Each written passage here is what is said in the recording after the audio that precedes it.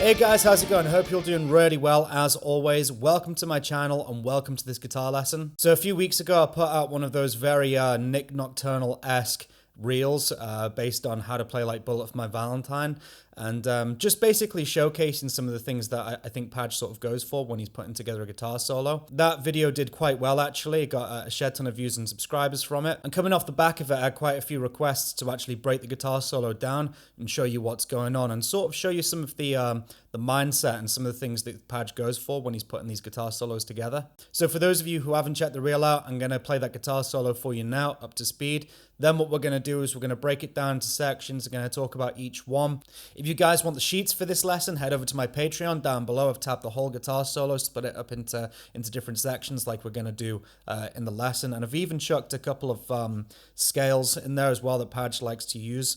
So you can get those as well so you can see where all this is coming from. I've also put the backing track on there that I use to put the guitar solo over so you guys can jam along. So yeah, if you want all this stuff, Patreon, link below. Okay, so first things first, I'm going to play the solo through for you now, and then I'm going to break it down for you guys.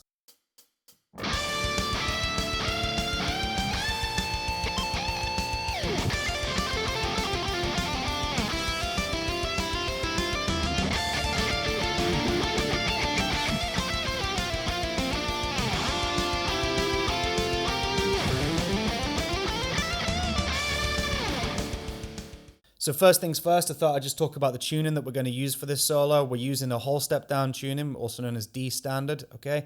Low to high, that would be D, G, C, F, A, D. Okay, so that's D, G, C, F, A, B. So get yourselves in tune and let's get to it. So slowed down, section 1 looks something like this.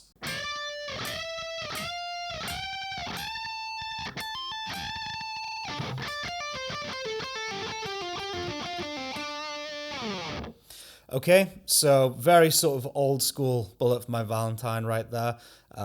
So that is starting off with the Unison harmony bends, okay? And we're going to do sort of a walk up the neck as we do this. Padge generally likes to make an entrance when he does his guitar solos. So one of the ways that he loves to do that is go straight in with those Unison harmony bends, okay? So how I'm getting that is it's pretty much the same shape going all the way to the top. So how you want to go about doing that is you want to take your first finger, 12th fret, first string, bring your third finger over now. You could use your pinky if you wanted to, but it's a feel thing, I guess. I much prefer the feel of my third finger for this, going up with the bend. So bring my third finger over to 15th fret, second string, get your middle finger behind it to help you push it up, okay? And what you want to do is leave your first finger where it is, but the string we're going to be bending is the second string, okay? And you're going to pick those two notes together, and you're going to do a whole step bend. And that's what makes that sort of screaming noise. And the idea here to get it to scream is you want these two notes to basically sound the same. So how you would do that is when you bend that string up on 15th fret, you want to send it up so it's at the same pitch as where your first finger is on first string. So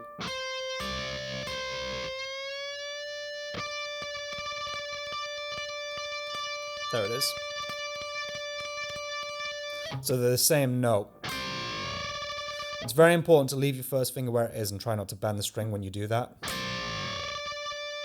So that's your first one. Then what you're going to do is you're just going to walk it all the way up. Same idea. We're going to take it up now to 14 and 17. Same idea, okay? Then you're going to take it forward 1 fret and you'll have 15 and 18. So far. Okay, and when you get to the top of those, give them a bit of a shake as well. Okay, then what you want to do from there is come forward 2 frets again and you'll have 17 and 20. Okay? And then lastly, you're going to come forward again 2 frets, and you'll have 19 and 22, okay? Now, don't worry, it doesn't go any further than that, so, you know, it doesn't go up into like 24 fret realm. I haven't got any 24 fret guitars, so if you've not got a 24 fret guitar, don't panic, that's where it ends. So that run. And when I hit that top one, I kind of let it sit there for a bit. Okay, once I'm up there, I do this hammer on and pull off from 19 to 22. So hammer on and pull. And then I go back to my unison bend at 19 and 22. And that's where it ends, okay? So, like that. So you've got...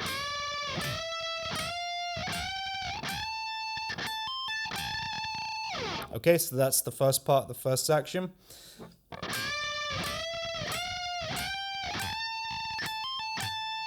Then the next section, what we're going to do is this very sort of Kirk Hammett style pentatonic run, okay? So if you know your pentatonic position, up at 12th fret, we're going to be following those notes in a descending pattern. It looks something like this.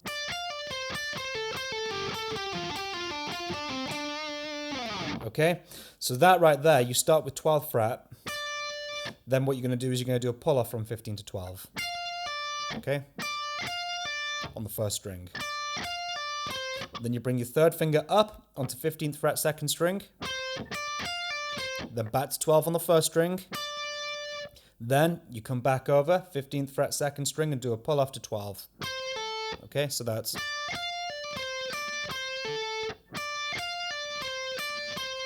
And then what you're going to do is you're pretty much going to follow this, the pattern down. You're going to do... So that again, you're going to go to the second string, 15 pull 12. Come up to 14th fret, third string, then back to 12 on the second string, and then you're going to do your pull off again, which is 14 to 12. Okay, so far.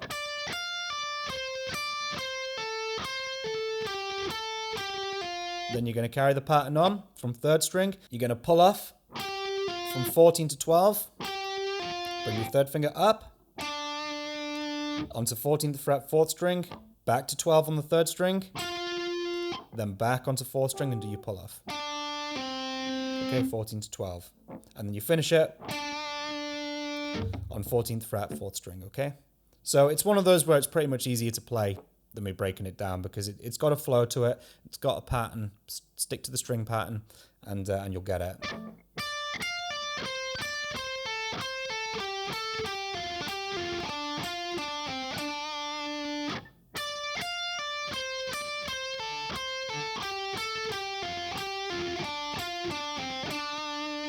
And how you want to think of that, after you hit that initial 12th fret, think of the rest of it as like triplets. So triplet, triplet, triplet, triplet, triplet, triplet, and then end it there. So think of it like groups of 3.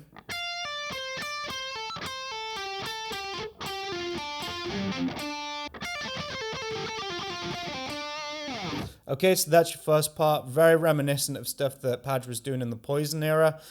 What you got to bear in mind with Bullet for My Valentine is their skill set has grown, like a lot of bands actually, since the first album, right? So those are probably all the licks that Padge probably learned from listening to his Metallica records, you know, or buying like the tab books back in the day when information wasn't so readily available. And yeah, just put them all together into the songs. And that's kind of why I like teaching Bullet for My Valentine is you can hear the different sections and the different techniques as he goes along. You know, everything is very sort of clearly defined. There's this lick, followed by this lick, followed by this lick. It's very easy to teach and it's very easy to learn. So yeah, so far, that, I mean, even just 2 sections into it, this demonstrates that. You've got the run. Okay, then there's the next section. And then there'll be another technique, and then there'll be another technique, which is how I put this this guitar solo together. So that's section 1. That now takes us over into section 2, which has the tap leads and the string arpeggios. I'll play it slow for you, then I'll break it down.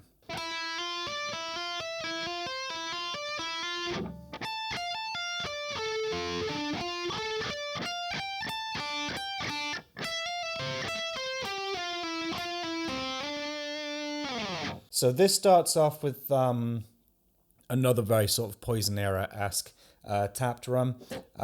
What you're going to do is you're going to take your fretting hand over onto second string, 7th fret, and you're going to pick that 7 and you're going to hammer to 8, okay? And that's sort of like the hallmark. The only thing that's going to change is the tap notes, okay? So the first tap that you're going to do is going to be up on 17th fret, okay? okay? And if you watch when I do that, there's no need to sort of like drop your pick or, you know, or hide it or anything like that. What you want to do is you want to kind of, I rest my hand just sort of like on the top of the guitar right here when I'm doing it, sort of on the strings a little bit as well, because when you're doing tapping, you become very susceptible to making unwanted noise, right? So I've kind of got my hand here as like as an insurance policy to shut the strings up in case they make any unwanted noise. What that also serves as is an anchor point. If you start trying to tap, you know, from the arm, you know, it just makes for very sort of disjointed tapping, okay? You know, if you think about it, a lot of people when they play, they kind of use their pinky as like an anchor point. And, you know, it's the same sort of thing. This allows you to keep control of what's going on. And therefore, all the sort of energy is going to be coming from your finger. Like so. So I'm not having to listen to how bad that sounds, right? Okay. So yeah, so I'm sort of anchoring my palm on the top of the pickup here. And yeah, that enables me to keep my pick in place as well for when I come back for the arpeggios later on. So again, tap him. It's a very Padge thing to do. It's another technique that he likes to show off in the order of things that he does. So far you've got your 7 hammer to 8. And then you come over and you're going to tap 17. And then what you're going to do, when you tap that 17, you want to pull it back to the 7. Okay, so you want your middle finger off of 8 and out the way by the time you're going back, okay? So you've got... And then you're going to do another hammer onto 8, and then you tap up at 19. Same idea, pull that off. Hammer 7 to 8. And then you're going to tap 15, okay? So all together.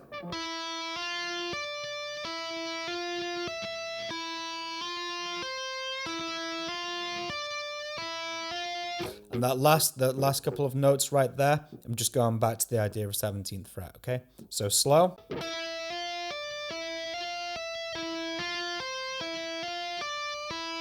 And then I'm finishing off right there on that hammer-on of 7 to 8.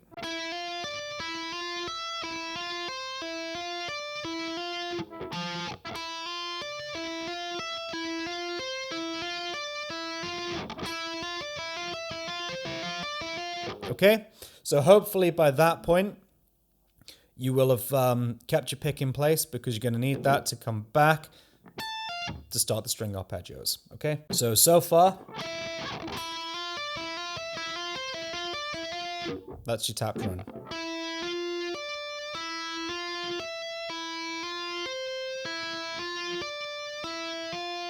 Okay.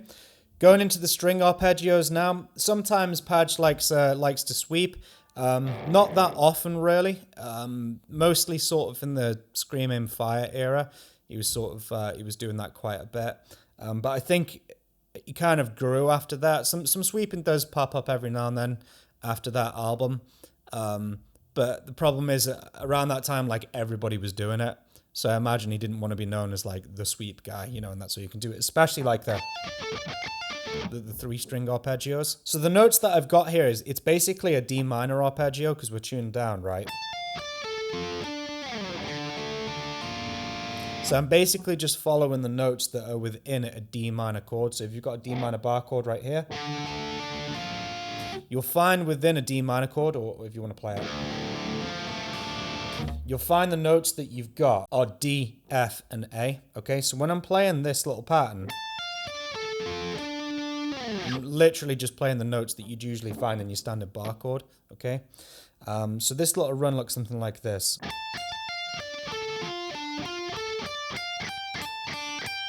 Something like that, okay? So you're going to take your first finger up to 15th fret, first string, and you want your pinky up at 19th fret, okay? And you're going to pick 19, then you're going to pick 15, and do a hammer-on and pull.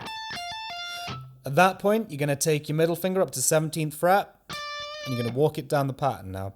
So you've got 17 second string, then you're going to go to 16, third string, then your middle finger's going to come up, and to 17 on the 4th string, and then lastly your pinky, 19th fret, 5th string, okay? So you want to get that down first.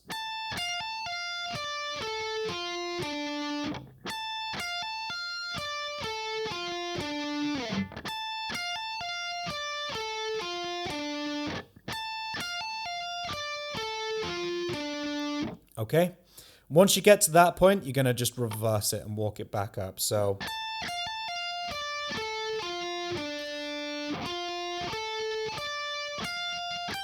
Okay, so when you walk it back up from the 19th fret, you're going to go back to your 17 on the 4th string, then back to your 16 on the 3rd string, then back with your middle finger to your 17th fret on the 2nd string, and then back to where we kind of started on the 15th fret on the 1st string, okay?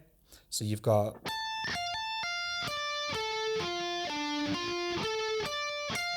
That's the first thing you want to get down.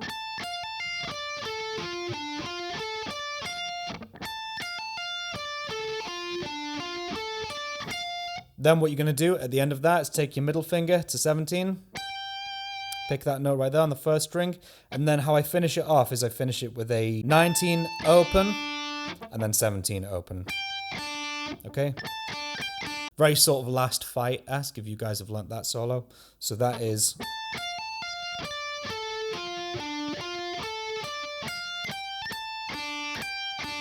So it may seem really technical and maybe to beginners like kind of like the undoable to get that up to speed, but just remember, you're following a pattern there. At the end of the day, you're just playing a chord in a fancy way, okay? So you've got...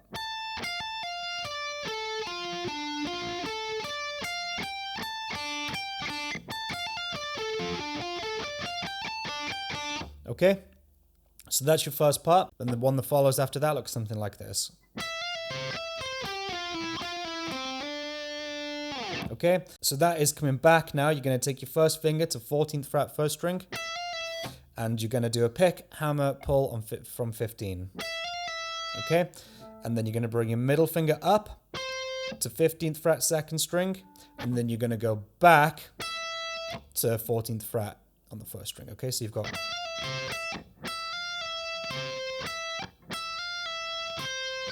Then back to 15. Then you're going to take your first finger to 14th fret, 3rd string, and you're going to slide that back into 12. So you've got... Okay? Once you reach that 12th fret, do one more slide back into 11. So that's like that, all from one pick. So you got... like so. Then what happens when you get there?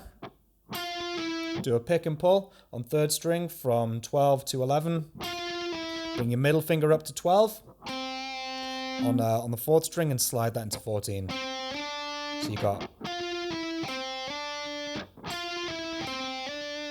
And that lands in a nice place right there on a D note,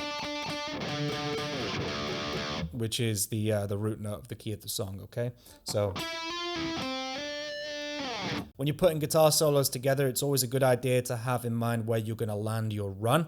Okay, so that run might be, you know, quite noodly and stuff like that, but it comes home at the end of it to the note of the key of the, well, it's not really a song, but the piece that we're playing, right, which is a D note. So you got...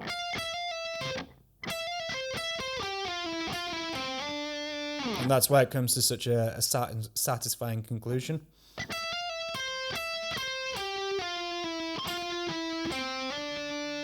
Okay.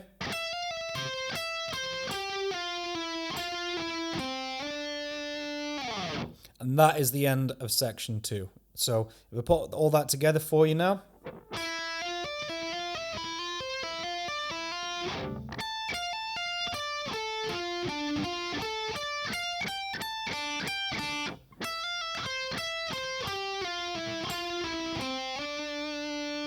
And that is section 2. Okay, so section 3, it's very, very simple, but you're going to want to choose which guitar that you want to do here. And this section kind of harkens back to sort of that Poison harmony guitar part, classic Bullet My Valentine vibe, okay?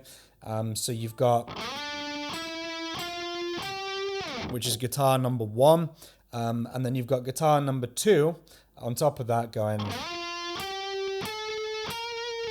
Okay, so it's very, very straightforward, but you're just going to want to pick which guitar you want to do there. So guitar 1, which is doing the lower harmony, looks something like this. You're just on the 3rd string, you're going to slide into the 9th fret, And then you're going to walk up the scale pattern. So you start with 9, then you're going to go to 11, then you're going to go to 12, then you're going to go to 14. Okay? Something like that. The other guitar, if you wish to do the higher one, looks something like this. So it's just 3 frets ahead of that one. That's the key to getting guitar harmonies for the most part. So these kind of harmonies, which are third harmonies, which is the sound of Bullet My Valentine, right? Just go 3 frets in front and follow the scale up. So if the last one was 9, our starting point, that means we're going to start from 12th fret instead. And then walk it up from there. So you're going to go 12, 14, 16, 17, okay? And that will land you with that classic Bullet My Valentine sound, right? Probably wouldn't want to play them together on one guitar because it does grind a little bit, you know, just with the notes clashing together. So yeah, if you want their sound, just pick one guitar and roll with that. And that is your section 3. And that's the other thing I kind of wanted to demonstrate in this solo. Even though there's quite a few techie parts in it with the tapping and stuff, Padge knows when to sort of dial it back a little bit and not, you know, keep it as like meaningless shred all the time, right? So every now and then he'll just like sit on a couple of notes and climb up the scale, stick a guitar harmony over the top of that, and it still sounds equally as impressive as the rest of the solo, right? So he's very good when it comes down to keeping like the melodic content of the solo in mind. He doesn't get like too carried away. You know, a lot of the solos are quite hummable, right? Especially licks like the pentatonic. You know, that's very sort of, you know, the human ear is used to hearing that, and it's catchy. You know, so there's a catchiness to his guitar solos, and I think that's why Bullet My Valentine stand apart from other bands, because the solos aren't just constant shred, meaningless shred, you know. So lastly, that takes us over into section 4, and this is our Aeolian scale 6-string run. Padge likes to do this a heck of a lot. He absolutely lived for it on the Scream Aim Fire album. A lot of the time, like, he would sort of end his solos with these sorts of runs, and again, it sounds like a heck of a lot of notes, but he's literally just playing a scale pattern. I'll show it to you, and then we'll break it down.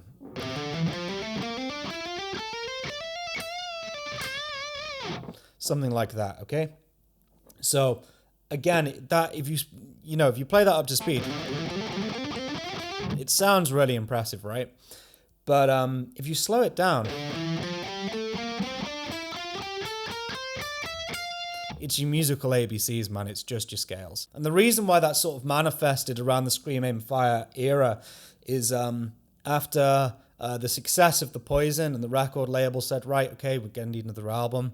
Padge basically locked himself away for a few months and went over his musical ABCs, right? He would learn all his scales and stuff. I think he massively worked on things like his technique with vibrato and things like that. But yeah, you can hear how that manifested on the Scream Aim Fire album, because a lot of the time he is just following scale patterns on there, just at a lightning speed. So it sounds, you know, impressive. And by all means, it really fits the songs. But, you know, if you learn the pattern,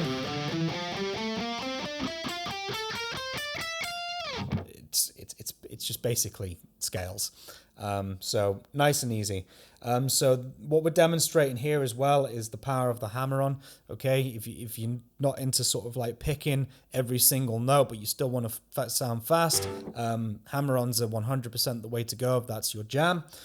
So what I did is I just walked up this scale pattern now with hammer-ons. Okay, so it's going to start with your first finger 10th fret, 6th string, and then you're going to hammer 12. And then you're going to hammer 14. And Padge likes these parallel patterns. He likes to play as many, you know, of the same pattern on as many strings as he can get away with doing it, across all 6 strings if possible. It doesn't actually work for all the strings with the scale. Otherwise, you know, at the end of the day, you've got to follow the pattern, right? But in this instance, you can do the same pattern for the first 3 strings, or technically the last 3 strings, if you like, 6, 5, and 4.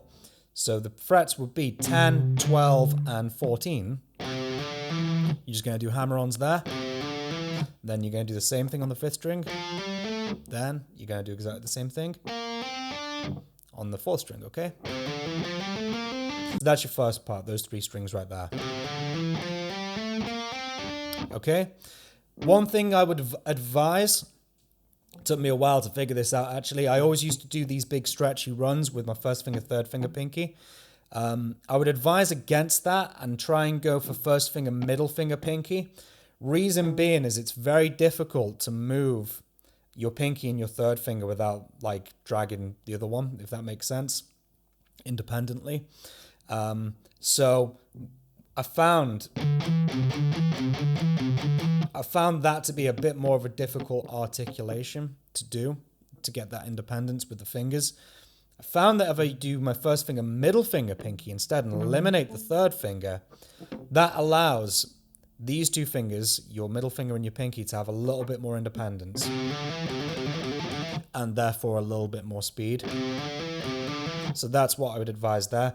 Also, what I would say is the stretch between your first two fingers is a lot easier than the stretch between your pinky and your third finger to do and keep the momentum up with the speed, right? So I find that stretch a lot more comfortable here than that stretch between those two, okay? So there's some pointers there for you with the stretches. So back to the run now. You've got those three strings. Try and keep your fingers down as you go.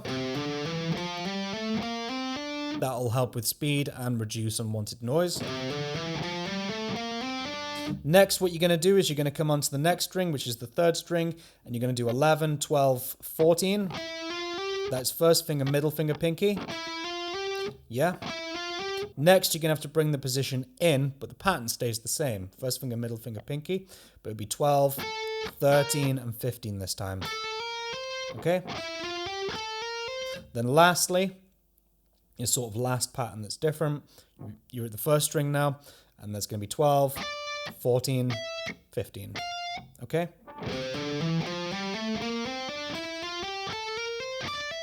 And that's it.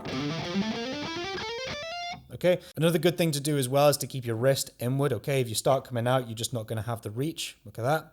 I'm going to bring my wrist inward. I've got all the reach and mobility that I need to get those fast hammer-ons. So it's hammer-ons all the way up.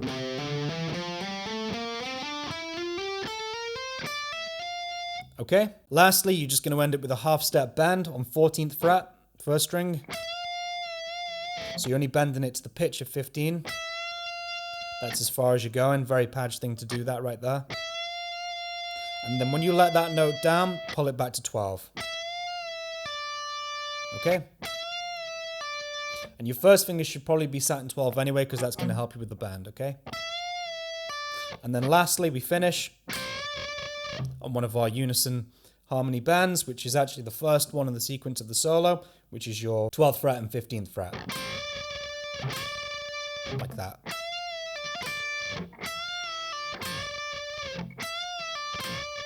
Okay, so if you put that run together,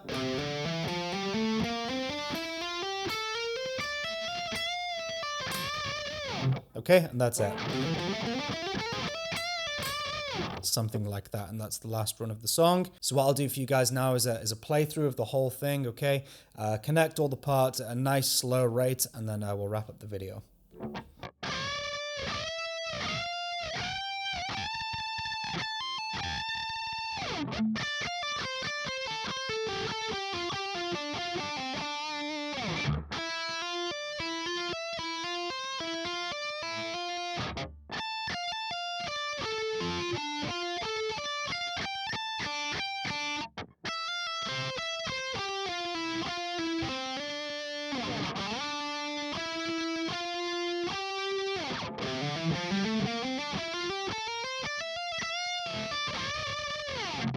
And there you go, guys. There's my guitar solo for how to play like Bullet My Valentine or Michael Padgett, if you like. You'll find over the course of Padgett's career, he's used a lot of those licks quite a few times as well. So hopefully that's demonstrates some of like the toolbox things that he likes to go for when he's composing his guitar solos. Once again, guys, if you want the sheets and the tabs for this lesson with the scales on and the backing track, head over to my Patreon. You can get hold of those there. If you've made it this far into the video, thank you so much for watching. I hope you enjoyed it. I hope you learned something. If you did enjoy the video, please be sure to leave a like and comment. Let me know what you think. Even subscribe if you're new here. And until next time, I will see you guys in the next one. Take care, guys. Peace.